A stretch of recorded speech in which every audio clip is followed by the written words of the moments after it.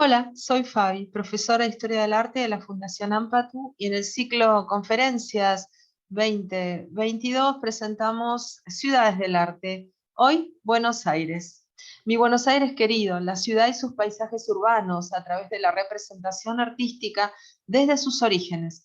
Cada obra expresa una parte de la vida urbana, sus costumbres, historia y la evolución de la geografía de sus paisajes barriales, calles, edificios, parques y habitantes. Las representaciones de una ciudad son una sucesión de imágenes percibidas a lo largo del tiempo. Comencemos viendo un mapa del Virreinato del Río de la Plata alrededor del año 1783 y los alrededores de la ciudad de Buenos Aires, la intendencia de Buenos Aires, los territorios aún pertenecientes a los pueblos originarios, las diferentes intendencias y los virreinatos más fuertes que estaban arriba, porque el Virreinato del Río de la Plata era bastante pobre y alejado. Y las construcciones así también lo demuestran, y las ciudades también. Una primera vista conocida de Buenos Aires, pintada hacia el año 1628 por un neerlandés, Johannes Bingbons. Esta vista es única porque esta conferencia se trata de esto, de ver cómo Buenos Aires fue representada por el arte a través de diferentes manifestaciones pictóricas de todos los tiempos desde el virreinato. Una Buenos Aires limpia, con un río azul, con costa escarpada, poco arboleda, pocas construcciones, muchas fortificadas, y hermoso, la vista de Johannes Bingbons, un documento absoluto para tener una idea cómo se veía la Buenos Aires desde el río. También lo tenemos a el célebre Ulrico Schmidl, un célebre cronista que estuvo por estas tierras y documentó todo el trajinar de la evolución de la conquista, de la invasión de los pueblos europeos hacia estas tierras. Y fíjense qué escena de asedio, ¿no? Frente a la ciudad que estaba fortificada y las huestes de los pueblos originarios, en este caso, asediando Buenos Aires. También tenemos algunas imágenes, como esta imagen del siglo XVII, que nos muestra la minuciosa reglamentación que disponían las leyes de Indias para dar nacimiento a las ciudades, y cómo tenían que las plazas tener 4 calles principales que irradiaban de ellas.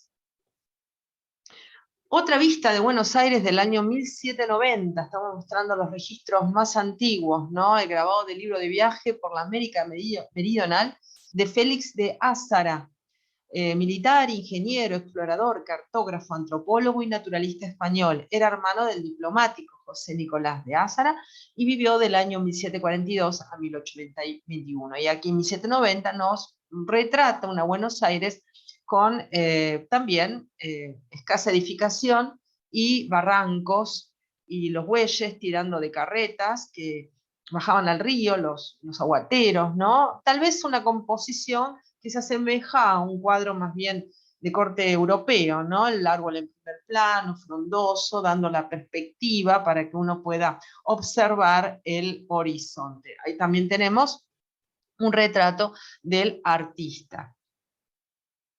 Pero si hay un artista fantástico para ver el trajinar de la ciudad y su representación y su ilustración, es Émeric Essex Vidal, que vivió del año 1791 a 1861. Marino, pintor costumbrista inglés, visita el Río de la Plata en 2 ocasiones, 1816 y 1829. Le llamó mucho la atención Buenos Aires, sus costumbres, sus habitantes. Y con las pinturas de Vidal, escribe su biógrafo Alejo González Garaño, tenemos por primera vez un panorama casi completo de lo que era Buenos Aires alrededor del año 1820, pues su autor reprodujo exactamente lo que sus ojos vieron. Podrán discutirse artísticamente, pero jamás negar su valor documental. Y aquí tenemos una bárbara para ver cómo tenía playa, cómo tenía barranco, esa playa hoy desaparecida, ¿no? Hoy dice ganarle tierra al río. En realidad se le ha sustraído la tierra al río y el río ya no es más lo que era antes en Buenos Aires. El fuerte y la playa abajo. Su primera acuarela del año 1816, estamos viendo obra de Émeric Essex Vidal, Esto está en el Instituto Nacional Sanmartiniano, ¿no? Y ahí se puede ver el fuerte de Buenos Aires visto desde la ribera norte. Amplia costa, amplia playa, ya vemos los aguateros, las lavanderas, las fortificaciones y la bandera argentina ondeando en el mástil. Nuevamente la misma obra para ver en otra intensidad de color, siempre el fuerte y la playa baja, su primera acuarela de 1816. En sus comienzos, Buenos Aires era una aldea en la frontera, en el desierto, y en ese contexto, sin piedras, sin madera, sin fuertes desniveles que incidieran en la concepción espacial del trazado de la villa, se generó en sus orígenes una arquitectura simple, con materiales provenientes del entorno próximo, muy etéreos y transitorios. De Emmerich Essex Vidal continuamos viendo el mercado, la Buenos Aires de 1820, ¿no? Una Buenos Aires bastante paupérrima en edificaciones, calles de barro, de tierra, escasa arboleda o nula arboleda, pero creciendo y con sus habitantes, clásicos comerciantes en la calle, vendedores, aguateros. Esto es muy interesante porque es cómo se acercaban a las costas. Landing Place se llama en su título original, recuerden que era inglés, Emmerich Essex Vidal, y se puede ver cómo acercaban a las personas que llegaban en barco, ya que el río tiene poca profundidad, hay que calarlo para que entren los buques actualmente, y así es como se solucionaba el tema de arribar a la costa los pasajeros. Vista de la iglesia de Santo Domingo en la ciudad de Buenos Aires, seguimos con Vidal. El edificio aún existe, concluido y modificado en la esquina de Avenida Belgrano y la calle Defensa. Es del año 1817 esta obra. Otra de Emmerich Essex Vidal, la plaza, la gran plaza de Buenos Aires, vista desde el Cabildo, desde la Recoba. La Recoba después va a ser demolida.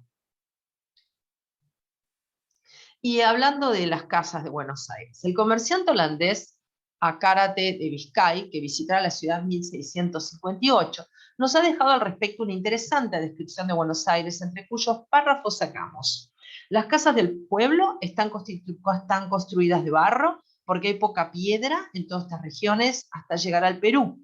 Están techadas con caña y paja y no tienen pisos altos. Las habitaciones son un solo piso y muy espaciosas.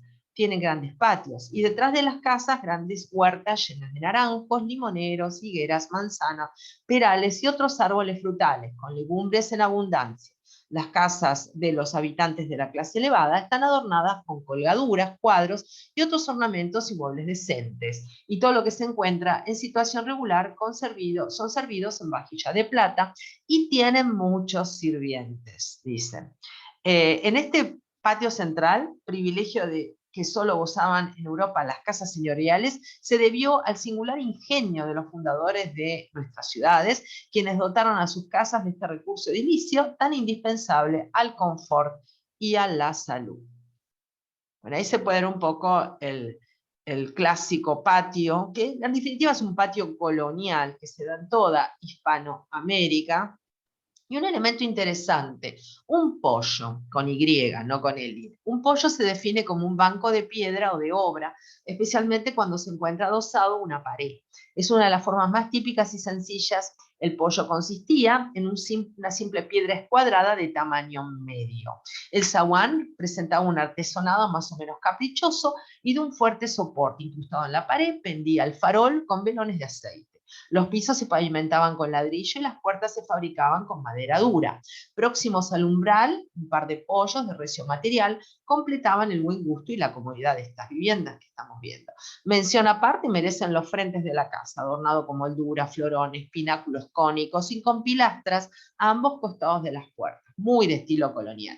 Cobra importancia la arquitectura civil, con la construcción de los cabildos y de alguna arquitectura religiosa mediante la erección en las ciudades de amplios templos y conventos. Ahí podemos ver estos pollos que se encontraban justamente en los zaguanes. Y ya estamos viendo obra pintada, pero este artista es un artista de nuestra época, así es Leone Matis. Nació en el año 1883, Falleció en el año 1952, una pintora francesa, pintó más de 200 cuadros hispanoamericanos y paisajes argentinos, y fue una de las primeras mujeres admitidas por la Academia de Bellas Artes de París. Léonie Matisse nació en Troyes, Francia, en el año 1883, de allí se mudó a Buenos Aires, hizo muchos viajes por Latinoamérica, entre ellos la Quebrada Humahuaca y Tilcara. En el año 1939 pasó por Perú y Bolivia. Su estilo retrata la época colonial en Argentina, un gran documento, pero sin centrarse en los acontecimientos políticos o históricos, y lo más interesante, en escenas de la vida diaria, de las personas o el aspecto de los edificios. Esta genial artista francesa dedicó lo mejor de su obra a la historia argentina. Ahí la tenemos, Léonie Matisse, la pintora de la patria, que vivió en Turdera, la artista que murió en el año 1952, trazó magníficas pinturas que reflejan momentos históricos de la Argentina. Recibió numerosos premios, fue una viajera incansable, vivió en una quinta de Turdera, hoy Lavallol, y aunque nació en Francia, fue con su pincel el mayor exponente de las antiguas costumbres de nuestro país. Una historia singular y casi olvidada. Y volviendo a ella, la obra Las Modistas, que nos muestra una vivienda de Buenos Aires de aquellos tiempos de antaño. De Léonie Matisse, festividad del glorioso San Martín de Tours, patrono de la ciudad de Buenos Aires, de 1750. Museo Histórico Brigadier General Cornelio de Saavedra. Fíjense qué interesante también la visión que tiene esta pintora del siglo XX con respecto a la Buenos Aires colonial. Y el cabildo, que por supuesto, ahora vamos a ver, siempre se lo representa extenso y hoy lo vemos bastante reducido por todas las demoliciones y demás que sufrió el emblemático edificio de la ciudad. Otro, de Léonie Matisse, la Casa de la Virreina, Paseo del Virrey del Pino. Siempre estamos hablando de la ciudad de Buenos Aires. Museo Histórico Brigadier General Cornelio de Saavedra. Ahí está la obra. Y recuerden que esta pintora también pintó toda la República Argentina. Continuando con la vivienda porteña según la descripción de un viajero inglés. Llegué a la casa que me habían recomendado alquilar. Desde afuera solo se veía la fachada de ladrillo o yeso. En el centro una puerta muy alta que estaba flanqueada por dos ventanas a cada lado. La puerta y las ventanas tenían en su parte superior guardas ornamentales. La puerta se hallaba resaltada por dos falsas columnas y a través de ellas se entraba al zaguán, un pasillo que daba a la puerta cancel por la que se entraba un patio embaldosado. Solamente los conocidos traspasaban esta puerta. En el zaguán había una tercera puerta que daba a una sala donde el dueño de casa recibía a las personas que no eran de la intimidad de la familia para tratar asuntos de negocios, cuestiones políticas o de cualquier otra índole. El patio era por lo general cuadrado y tenía en el centro un aljibe, una fuente muy alegre, perfumado con magnolias, limoneros, jazmines.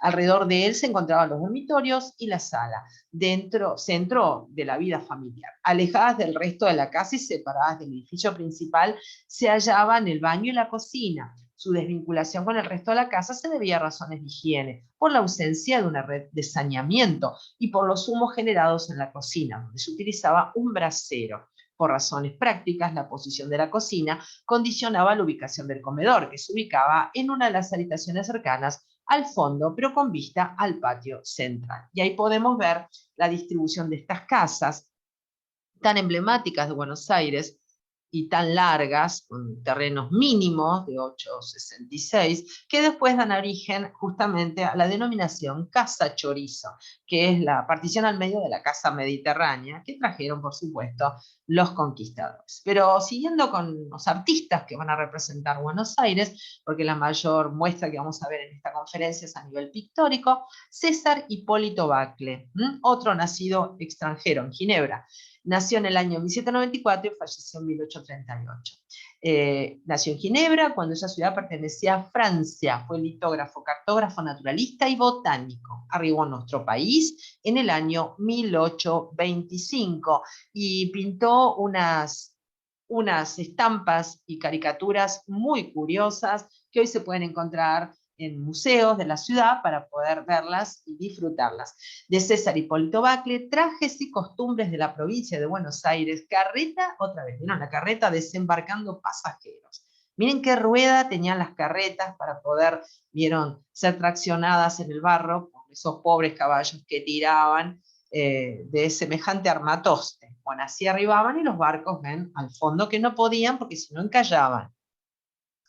Pero hay otro artista, ahora después continuamos viendo lo de Bacle, pero hay otro artista, Gregorio Ibarra, que vivió del año 1814 a 1883, que abrió un comercio de litografía y librería, se llamó Litografía Argentina.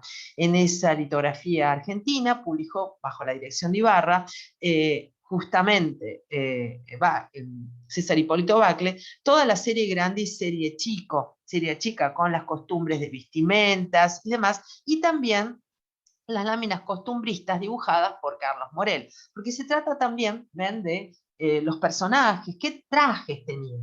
La serie chica consta de 24 láminas, poco originales, por cuanto con exposición, con excepción de 2 de ellas, ya habían sido publicadas por Bacle en sus trajes y costumbres de la provincia de Buenos Aires, y adicto al gobierno de Rosas, el litógrafo en esa época, segundo jefe del batallón de Serenos. Luego de la batalla de Caseros, emigró a Montevideo y fundó en esa ciudad la Librería Argentina en el año 1853. Entonces, este personaje tan importante que tuvo una litografía, un taller litográfico, publicó una serie de obras que se tituló álbumes titulados Serie Grande y Serie Chica.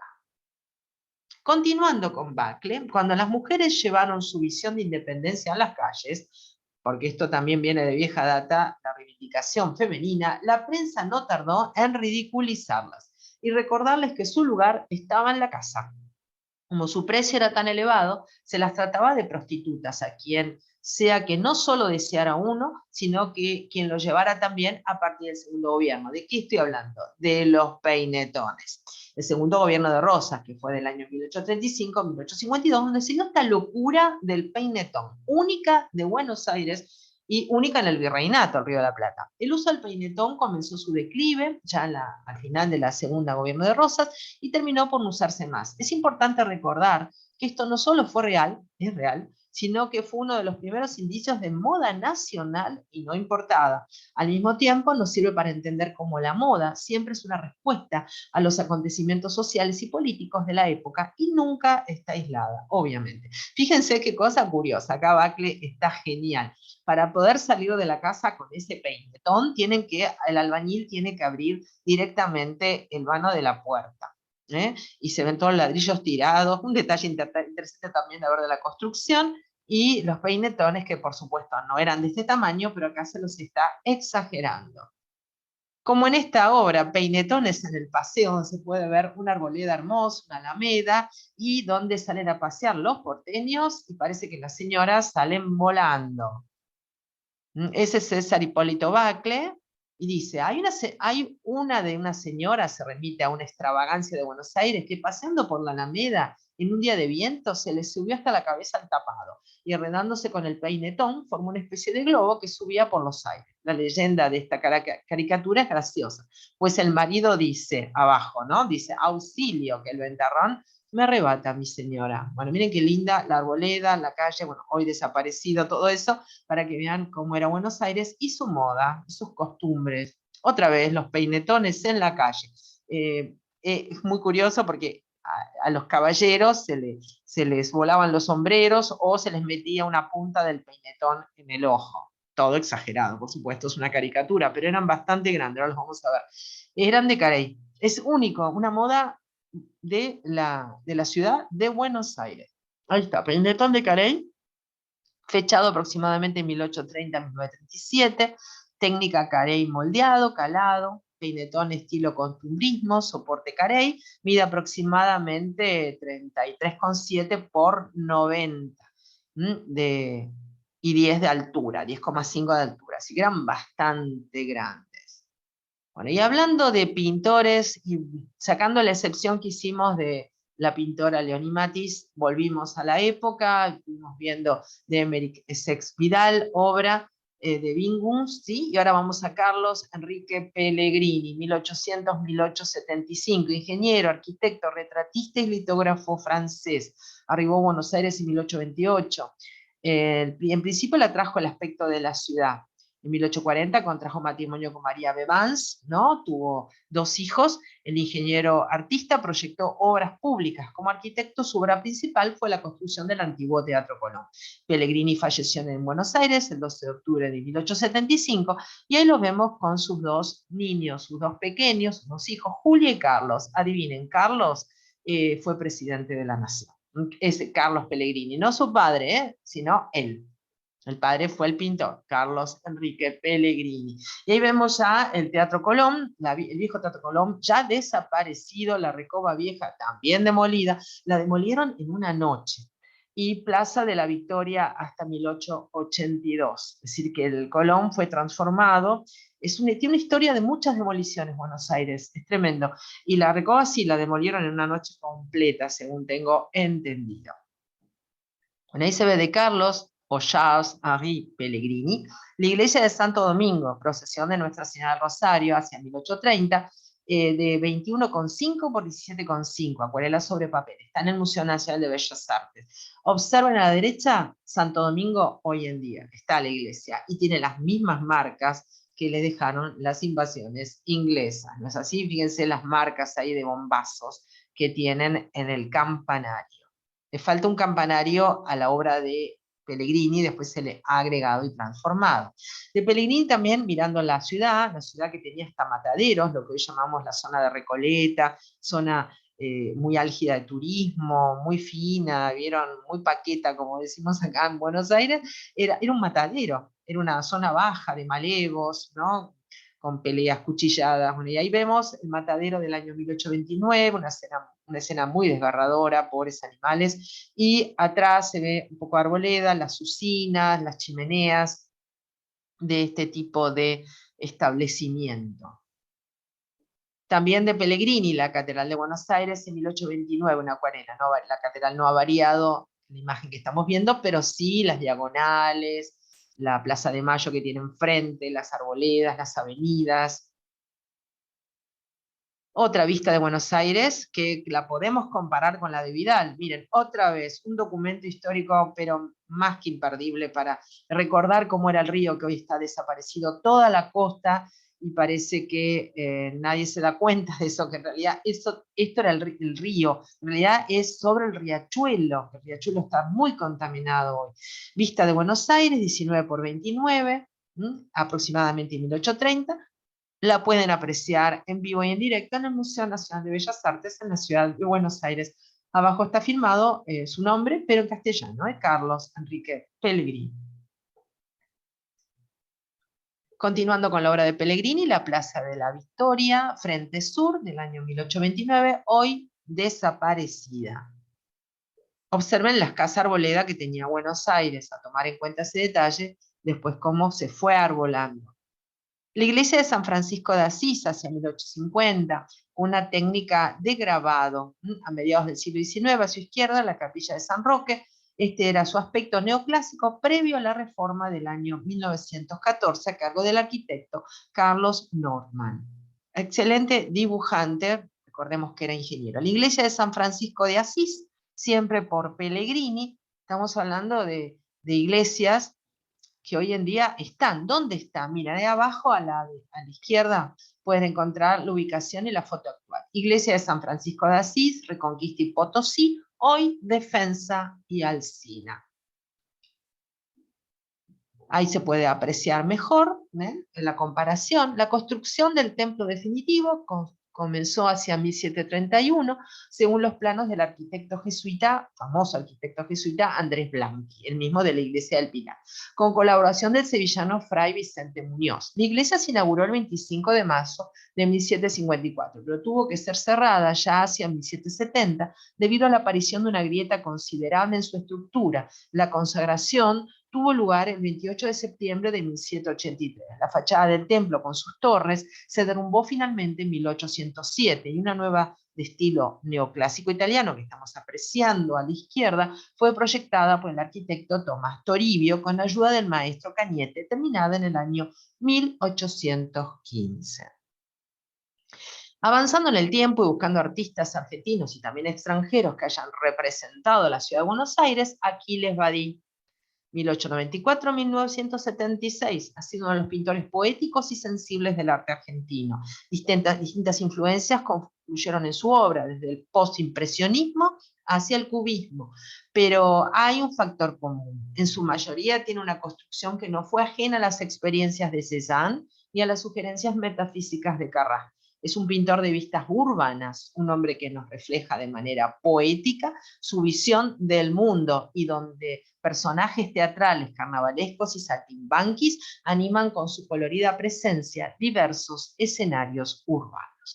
De Badí, bueno, esta vista de un barrio de Buenos Aires con una pulpería, un almacén o frutería en la esquina. Fíjense qué trazos cubistas que tiene la obra, en los árboles se nota bastante bien, y curiosamente un artista, posiblemente él, pintando esa esquina. Otro artista, pero más que descollante para buscar la esencia de la pintura de Buenos Aires, fue Pío Colivadino, un pintor esencial en la historia argentina. Obras de él, como la que estamos viendo arriba en el almuerzo, son muy emblemáticas, pero tiene, miren, diferentes escenas de la ciudad. De pobreza y desarrollo a la izquierda, barrio de La Quema, del año 1930, un óleo sobre tela, que está en colección particular. Se pasa a la derecha, el Banco de Boston o la Diagonal Norte, no está, ¿vieron? Diagonal y Florida, 1926. Ambos también óleo sobre tela, aproximadamente 70 centímetros por 1 metro, en colección particular ambos. Y son los dos contrastes de la ciudad, ¿no es así? La pobreza, la fábrica, los suburbios y la ciudad pujante. El dato interesante de la obra esta, El Banco de Boston o de Diagonal Norte, es que hay edificios en construcción con los andamios. Observen a la izquierda del cuadro, ¿no? Bueno, y ya una calle con bastantes carruajes, con automóviles, ¿no? De época. Todos estos edificios, ese edificio del Banco de Boston está, por supuesto. Figura clave en la historia del arte argentino. Su obra cayó en el olvido por décadas, hasta que finalmente fue recuperada. Un recorrido por la vida, las obras y el legado del artista que terminó con el debate sobre si el arte nacional debía ser gauchesco. Su influencia en otras grandes pintores, como Quinquela Martín, Spilingengo y Forner. Bueno, vamos a ver cómo pintó Quinquela Martín también parte de Buenos Aires. Siguiendo con Colivadino, Avenida Ingeniero Huergo e Independencia, 1917, óleo sobre tela, de 72 por 85. Vuelvo a repetir que primero se dice la altura en el mercado del arte y después el ancho, así que 72 de altura, 85 de ancho. ¿Qué trazo moderno, contemporáneo? Se percibe la textura del soporte, de la tela, pero no deja detalle sin describir todos los techados de las casas más bajas y cómo se va perfilando el crecimiento de las torres de la ciudad, de los edificios. Un ejemplo claro de cómo Colivadino era ya entonces un artista diferente puede verse en la primera exposición del Grupo Nexus del año 1907, cuando se lo denominó como el pintor de los faroles urbanos. Había documentado los últimos faroles de gas en vigencia con un lenguaje mucho más cercano a la fotografía, que ya era popular en los diarios, revistas y postales. Su obra resultó tan poco interesante, tan alejada del debate del carácter nacional del arte, que se lo calificó como pintura sin tema. Qué despectivo siempre es todo en la época en cuanto a la crítica. Estamos viendo de Pío Colivadino, Paseo Colón San Telmo, una acuarela de 21 por 28 del año 1940 con los faroles, así lo denominaban, el pintor de los faroles. Un acercamiento de esta obra más grande, y lo vemos a Pío Colivadino con un traje de gala. ¿Ven? El farol ahí con la tulipa, farol de gas, iluminación a gas, y la perspectiva completa de esta hermosa obra. Y todavía, miren, tranvías, carruajes. Pero Colivadino no solo miraba el desarrollo y lo hacía arte. En su obra, además de las escenas portuarias, las grandes avenidas, como que acabamos de ver, o los nuevos edificios rascacielos o industriales, también colocó su ojo en el desbalance que esto generaba y en la distribución inequitativa del progreso, capturando también escenas de los barrios marginales, proponiendo así un escenario amplio y riquísimo en matices, capturando tanto la luminosidad de la ciudad como la oscuridad luminosa de los suburbios durante las 3 primeras décadas del siglo XX. Estamos viendo La Usina, del año 1914, un óleo sobre tela de 82 por 106 centímetros, y esto se encuentra en el Museo de Artes Plásticos Eduardo Sívol. Se ve ahí los obreros de camino al trabajo, los operarios y las fábricas, ya contaminando el cielo urbano.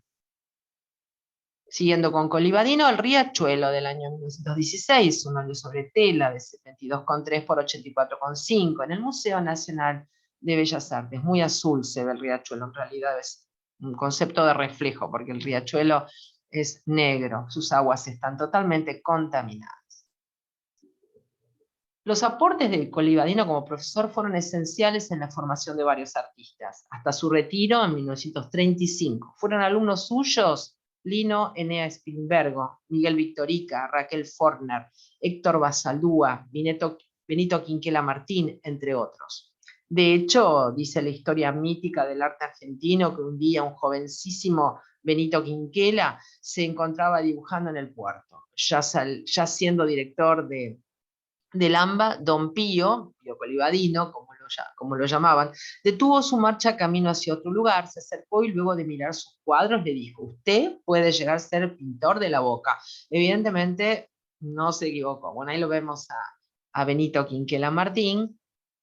Benito Quinquela Martín, nacido en Buenos Aires en 1890, fallecido en 1977, cuyo nombre de nacimiento fue Benito Juan Martín. Fue un pintor argentino, hijo de progenitores desconocidos, que lo abandonaron en la casa de niños expósitos. 7 años después fue adoptada por la familia Quinquela, dueños de una carbonería. Quinquela Martín es considerado el pintor de puertos y es uno de los pintores más populares del país. Sus pinturas portuarias muestran la actividad, vigor y rudeza de la vida diaria de la portuaria La Boca. Le tocó trabajar de niño cargando bolsas de carbón y dichas experiencias influenciaron la visión artística de sus obras. Bueno, esta es la Escuela Pedro de Mendoza, Museo Benito Quinquela Martín, escultura de Quinquela, el autor es Antonio Oriana, esto está en La Boca, y se puede ver lo colorido, vamos a describir un poco por qué, lo colorido que es La Boca. Inspirado en la antigua tradición de dar color a las casas de chapa con la pintura sobrante de los barcos, Quinquela participó también de la transformación de un paso abandonado del ferrocarril y propuso crear allí el Museo a cielo abierto Caminito, un lugar turístico muy importante a visitar. Entonces, ¿cuál es la justificación de que haya tanto color? Justamente usaban los sobrantes de las pinturas de barco. Exhibió sus obras en varias exposiciones realizadas en el país y en el extranjero. Logró vender varias de sus creaciones y otras tantas las donó. Con el beneficio económico obtenido por estas ventas, realizó varias obras solidarias en su barrio, entre ellas una escuela museo conocida como Escuela Pedro de Mendoza. No tuvo una educación formal en arte, sino que fue autodidacta, lo que en varias ocasiones lo llevó a sufrir menosprecios de la élite artística y la crítica hacia su trabajo y sus obras. Usó como principal instrumento de trabajo la espátula en lugar del tradicional pincel.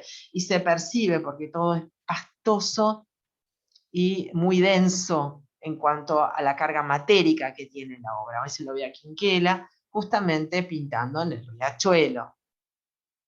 Obras, ¿ven? Obras con el Riachuelo, tan emblemático de Quinquela Martín y todos sus discípulos también.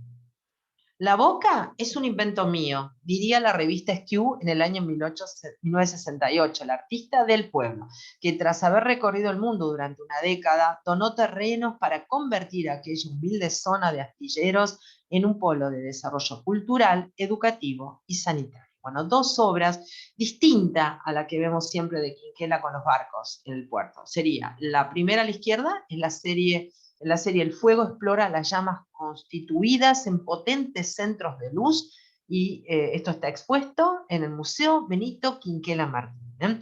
El fuego, ¿ven?, es protagonista aquí en los incendios, por supuesto, que se daban en las embarcaciones atracadas allí. Y después otro, también un hecho dramático, después de la explosión del año 1950, un detalle, una obra realmente muy con una carga expresiva muy fuerte.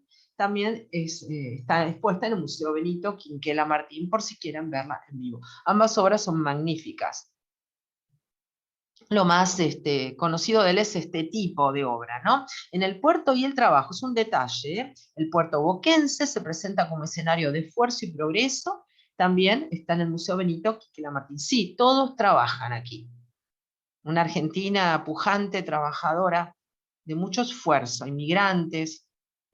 Y esto es muy curioso, es un ataúd, y ahí está escrito de puño y letra, son mis deseos, ¿m? Que en mi muerte, fíjense, miren, Quinquela escribió una carta a mi padre en 1958, solicitando que le realizara un ataúd que él después pintaría, y así se hizo. Está hablando del dueño de las pompas fúnebres, si le escribe al dueño de las pompas fúnebres, de la casa fúnebre, para que le haga un ataúd especial. Como las manijas se descascaraban porque no tomaba la pintura, las cambiaron por una especie de baranda de madera.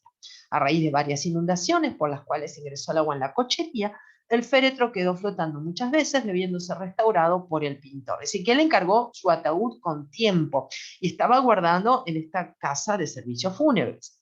En el interior del féretro pintó la bandera porque quería descansar directamente sobre la madera y sobre nuestro símbolo patrio. Él pidió ser sepultado, pero su esposa prefirió colocarlo en un nicho, en Chacarita. Después de unos años se le hizo un mausoleo al lado del de Sandrini, el famoso actor, y cuando los trasladaron allí, el féretro ya estaba destruido por una filtración que hubo en el nicho.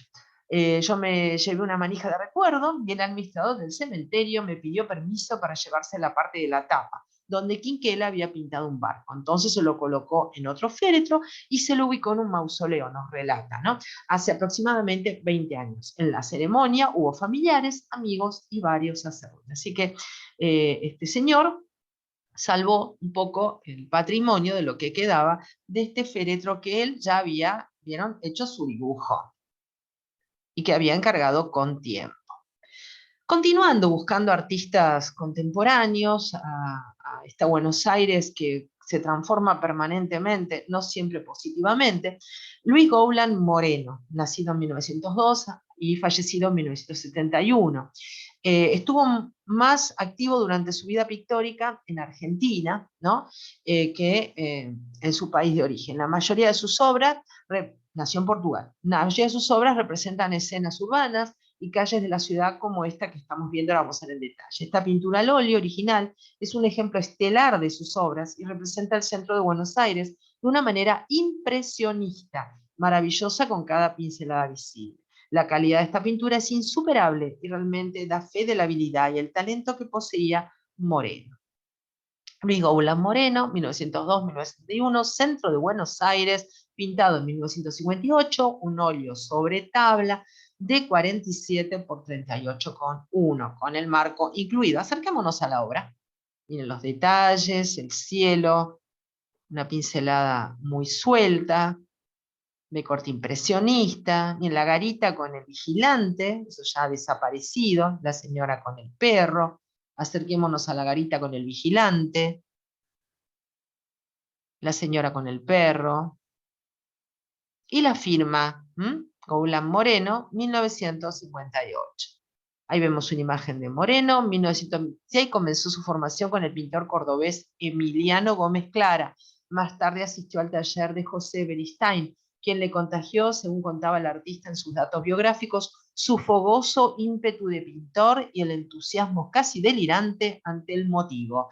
Recibió invalorables consejos de Alfredo Guido, Enrique de Larrañaga, Emilio Centurión, Juan Carlos Fagioli, Rodrigo Bonome, nombres significativos de nuestro panorama artístico argentino. De Luis Gouland Moreno, portugués argentino era él, es un pintor, recuerden que se caracteriza por sus paisajes urbanos, que ha producido cambios en su estilo experimentando en la semi-abstracción casi. Por acá está bastante figurativo, la calle Suipacha, del año 43, en un estilo postimpresionista, género paisaje urbano, óleo de 50 por 41, y al costadito pueden ver una imagen de la misma calle en fotografía vintage. Estas calles, Suipacha, va subiendo, escarpándose para arriba, hacia la zona, ven, de San Cristóbal. Bueno, ahí se puede ver Luis Goulan Moreno, Paisajes urbanos, óleo sobre aglomerado de 40 por 50. Los barrios de Buenos Aires, que todavía quedan casas, por suerte, sus veredas con árboles y techos de diferentes alturas, sus puertas con zaguanes también, puertas canceles, casas más de nivel, ¿no? En ciertos barrios de mayor poder adquisitivo, de gente de más nivel económico. Casa de la familia Carcano, pintura al óleo sobre tela de 70 por 80. Hermoso el trazo. Otro paisaje urbano, a veces no están identificados qué calles son concretamente, pero se pone al ejercicio del habitante de la ciudad de descubrir qué es, ¿no? De descubrir dónde está esta esquina. Otra más, ven, zona céntrica, donde se ven las cúpulas tan características de Buenos Aires, y la Plaza San Martín. La Plaza San Martín es una plaza escarpada, en una loma, y que tiene también barranco. Y se puede ver el lateral de la plaza con sus clásicos árboles emblemáticos, la tipuana tipu, que tanto mencioné en varias conferencias en relación a los árboles. Seguimos con Luis Goulan Moreno, la demolición. Esto es constante en Buenos Aires. La demolición de la avenida 9 de Julio, pero del año 43. Pintura al óleo sobre cartón, medida 55 por 65. Y atrás el famoso edificio, dicen que lo trasladaron a ese edificio, el edificio que hoy en día está todavía en la avenida 9 de Julio. Es curioso saber que fue transportado ese edificio de la República. Continuando con Goulan Moreno, Las Heras y Canning. Miren, les puse una imagen actual de Las Heras y Canning. Y al costado, a la derecha, la obra del año 43. Estilo postimpresionismo, género paisaje urbano, óleo sobre cartón, de 69 por 80. Cambió bastante, un acercamiento. Había como un depósito ahí. Otra vez la garita, miren con el vigilante, como se decía antiguamente, un policía que dirigía el tránsito. Bueno, Las Heras y Ascuénaga, ¿lo ubican? Las Heras y Ascuénaga, del año 46, con la Facultad de Ingeniería al costado, ese edificio que parece una catedral gótica, pero es gótico, pero no es una catedral, es un edificio civil, es un edificio educativo. Con los árboles que estaban creciendo, unos árboles magníficos, y los edificios, que ya es una avenida sumamente edificada. Pero les voy a mostrar, miren, si bien acá vamos a ver más pintura, les quiero mostrar esta obra, porque seguramente lo ubican, es la obra de Arturo Prinz, en Avenida Las Heras y Ascuénaga, primer sede de la Facultad de Derecho, actualmente Ingeniería. Esta es una foto del Archivo General de la Nación, entonces está de costadito, y miren cómo, por ahí se preguntaron alguna vez por qué está inconclusa, ¿no? Está inconclusa esta obra. Miren cómo sería concluida la obra, ¿no? ¿Qué aspecto tendría? Más catedralicio todavía, una obra magnífica. Y esa es una foto vintage. Hoy en día, bueno, no tiene árboles en la puerta, pero sí tiene al costado la plaza. Estos son los barrios actuales de la ciudad de Buenos Aires. ¿Por qué los vemos? Porque ahora nos vamos a meter de lleno con una pintura que nos va a mostrar el panorama de los diferentes barrios de Buenos Aires, ¿no? Estos barrios que son tan emblemáticos, que ilustran tangos, ¿no? ¿Y qué pintora es ella? Aniko Sabó. Es contemporáneo, está viva. Es una arquitecta, artista plástica y pintora argentina. Sus pinturas naif, realizadas en óleos, acrílicos o marcadores, representan paisajes urbanos de Buenos Aires y otras partes del mundo. Nació en Alemania, es hija de húngaros y argentina naturalizada. Comenzó a dibujar y pintar desde muy joven, con diversas técnicas mixtas como marcadores y acuarelas. Años más tarde adoptó definitivamente la pintura al óleo y al acrílico. Sus obras más reconocidas representan paisajes urbanos naif de la ciudad de Buenos Aires y alrededores. Su predilección por pintar motivos de la ciudad se afianzó durante su carrera de arquitectura en la Universidad Nacional de Buenos Aires, donde se graduó en el año 1976. Acá hay unas portadas de célebres revistas, acá populares en la ciudad, 7 Días, y la revista de La Nación, del diario, y ella, posando ahí con su obra, tuvo mucho auge en la década del 70 y en el 80. La famosa pintora Aniko Sabó, siempre pintaba almanaques, ¿no? Tarjetas postales que servían sus obras para justamente ilustrar ese tipo de publicaciones. Bueno, vemos escenas en la boca, pintada por Anico Sabó, es todo de corte naif, hermoso, miren cómo destacan las antenitas de televisión, la Plaza de Mayo, y la Pirámide de Mayo, y la Casa Rosada, siempre Anico Sabó, las palomitas infaltables, el centro de Buenos Aires, el obelisco,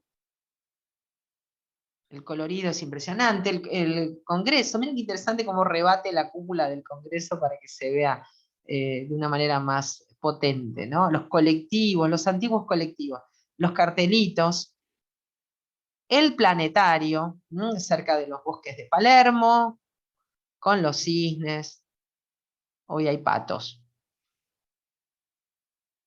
Sí, patos, creo que decir. Y aquí podemos ver el botánico. Sí, yo del botánico hablé bastante en la conferencia de Thaís. Si les gustan, pueden buscarla. Y siempre que hablo de los árboles, mencionamos a Thaís, el paisajista de Buenos Aires y de la República. Y él acá, el botánico, se ve, si bien el botánico es verde, frondoso, es un bosque, se ve muy colorido, que es característico de esta pintora naif. La pintura naif se caracteriza por el detalle, los grafismos. Hay pintura naif que se divide en otra porque hay otra que es como más ingenua, que tiene su sobredimensión de algunos elementos, ¿no? Acá no, está todo proporcionado. Hay dos variantes de pintar en este estilo de pintura. Bueno, un barrio de los lindos de Buenos Aires, justamente en la zona de Belgrano, Virrey del Pino y Avenida Forest. Unas casas inglesas brutales. Bueno, miren qué lindo el adoquinado, todo rebatido, plano, para que se pueda ver el detalle de toda la percepción espacial de la obra. Estaciones, miren, esta es la estación Cojlan, con sus clásicos puentes de fierro pintados de rojo, esas construcciones inglesas, las vías con los durmientes. Y tenemos otra, miren, 14 de julio y Virrey del Pino, en Belgrano R. También barrios muy bonitos, con casas inglesas. Y otra, vemos aquí otra esquina de Buenos Aires, ven, con un colectivo antiguo de los de antes, y las garitas de antes, y la entrada al subte, y las casas que lamentablemente las están demoliendo, casas de todos los estilos. Buenos Aires tiene un eclecticismo histórico impresionante, que se está perdiendo por desprecio, por negocio inmobiliario. Bueno, ustedes juzgarán cuáles son las razones. Esta es Plaza Italia en primavera, visto desde un cuarto piso sobre la avenida Santa Fe, una de las últimas obras de ella, donde se puede comparar, miren qué diferencia entre los vehículos, ¿no? Los colectivos de antaño y los colectivos actuales. Y bueno, los jacarandás siempre flotando en color lila, y la estatua ven de Garibaldi, centro álgido también de Palermo. El botánico justamente está hacia la derecha. Plaza Lavalle, y ella nos cuenta, me enviaron esta imagen de este icónico lugar de Buenos Aires. Guido Malatesta, autor de la fotografía, me escribió, en casa de mis padres hay 4 láminas tuyas, y el otro día me propuse registrar estos sitios fotográficamente. Es un fotógrafo que hace muy buenas fotos de Buenos Aires. Ahí va la primera comparación, le dice, ¿no? Te mandaré las siguientes cuando visites los lugares. Este rincón de la ciudad la pinté en los años 80, nos cuenta Nico. Se notan algunos cambios arquitectónicos, sí. Tribunales ven a la izquierda. Por suerte se conservan la plaza, ¿sí? Aunque vemos que las palmeras no están en primer plano. Y ahí se ve un poco la técnica que ella trabaja con pintura y también trabaja con marcadores. Hay muchos libros para colorear que se venden con sus obras porque es afecto también para el público infantil y juvenil las pinte. Dado que Buenos Aires, como hemos visto, ha sido transformada tanto y sigue la transformación, y si les interesa ser partícipe de esto, hay 2 grupos, Basta de Demoler y Basta de Mutilar. Basta de Demoler es el que lucha hace muchos años para la defensa del patrimonio histórico de la ciudad. Y pueden contactarse con ellos, les voy a dejar los links, y pueden sumarse a esta lucha vecinal, porque no es política, sino es vecinal, para defender el patrimonio. Fíjense a la derecha cómo se reemplazan estas casas magníficas de una arquitectura de extremado cuidado por estas cajas de vidrio que tampoco favorecen la ecología citadina porque fomentan más el cambio climático. Miren, estas son fotos cotidianas en la ciudad. Estas máquinas infernales que demuelen todo y aparte generan escombros, extraen arena de los médanos de la costa, deteriorando medios ambientes a distancia. En fin, es un drama todo esto en la ciudad de Buenos Aires. Esto sangra, ¿eh? Sangra ¿por qué? Porque es la tipuana tipo. Así sangra un árbol, entre comillas, porque es su savia, cuando lo talan. Esto es cotidiano también. Se talan árboles por construcciones, por ampliaciones, sin necesidad, teniendo otras soluciones, en pleno cambio climático y haciéndose llamar una ciudad verde, que no lo es. Se conserva todavía los árboles, pero se están destruyendo de a miles por año. Bueno, les dejo también, basta de mutilar nuestros árboles. Esto es muy reciente, miren cómo talaron 60 árboles, ahí se ven los troncos sanos, vigorosos, previo, miren todo como lo iban cortando para extender el Metrobús, innecesariamente. Y que en este momento es prioritario y arruinándole la vida a los vecinos. Esa gente que va en la esquina pertenece al vecindario que está desesperado porque le ha cambiado totalmente el panorama y le pasa, vieron, la avenida por enfrente de su casa. Bueno, espero que les haya gustado este recorrido, no quedemos con esta imagen tan triste, quedémonos con una imagen de Anico Sabó, tan colorida, de Buenos Aires, de la Plaza Italia, en primavera, y bueno, les invito a visitar Buenos Aires y a recorrerla, y nos veremos en las próximas ciudades del arte. Este año le toca también a París. Muchas gracias, hasta el próximo video y conferencia.